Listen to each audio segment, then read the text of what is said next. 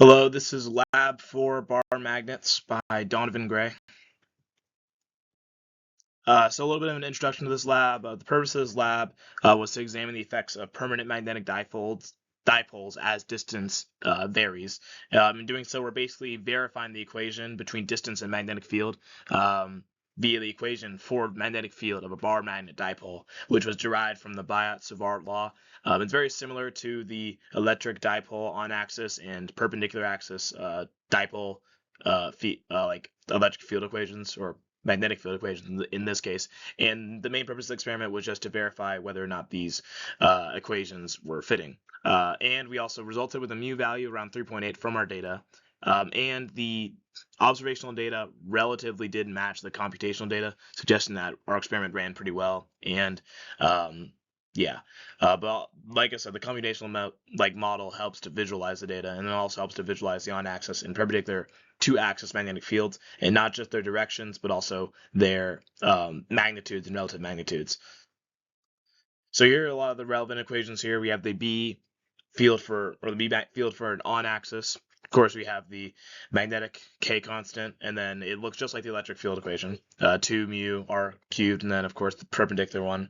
But then the general one on the very bottom, in the bottom left, is the vector form of the equation. It's more generalized, and it's what we used in the computer model to help generate the observational or the computational model that helped us visualize the entire thing.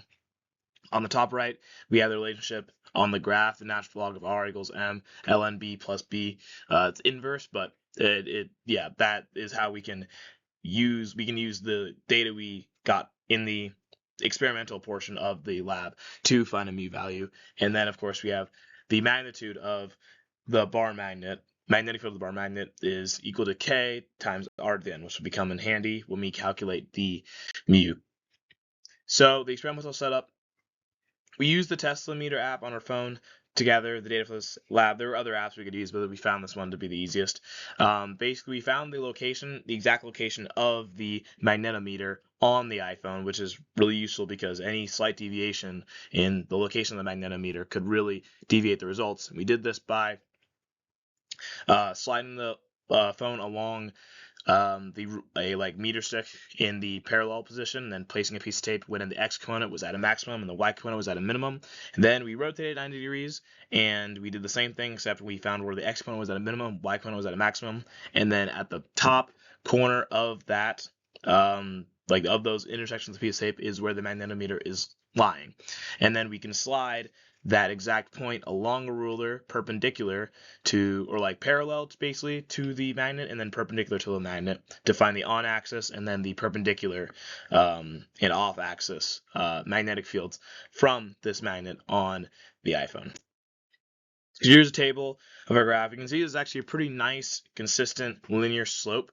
And from this, by using the equation that relates B to R, we found that we have got a mu value of around 3.8. So pretty consistent results. Yeah. And then here's our code. We basically just took our data and put it into the starter code that they gave us. And then this is the computational model that arises from it. It's very easy to see here the difference between the different equations. Of course, we have the two orange arrows. That's like the on-axis magnetic field. It's really, really large and points with the magnet. As you see, both of those arrows, there's two arrows, both of those arrows, one's in front of the magnet on one pole, one's on the other pole. They both point in the same direction and have equal magnitudes. And then all of the locations perpendicular to the magnet point in the opposite direction, but the arrows are half the size because the magnitude is half of it. And that is very consistent with the equations which we are familiar with about the magnetic field of a dipole magnet, and in this case a permanent dipole magnet. So conclusion, based on the experiment, we found that the on-axis B field in the experiment had around 170, a value around 170, and then the off-axis value had a value of around 100. However, the model, the on-axis B value is around 156, and the off-axis value is around 92. And there's differences between these two values, of course, but the model is assuming an ideal dipole, which assumes that it's way smaller than it actually is in real life, and also assumes that the approximation made with the large distance away from the magnet and the relative size of the 2 points of the dipole, the 2 poles, being much smaller than the distance is what we use in the computational model, which is why the differences are like shown. But it's still pretty accurate, and our observational values still kind of show the exact same thing the computational values do. What if questions? If you hadn't oriented the experiment to compensate for magnetic north, well, the results would obviously be skewed, since the interference from the Earth would have drastically changed how the differences between the physical observations and the computational model. The computational model would have been way different than what we saw in real life. And if we were to stick 2 identical magnets together end to end, well, we'd expect the magnitudes of like the B fields to essentially double based on superposition. If you have 2 different magnets, they each act the same way on the same point, especially if they're close together, it should basically double.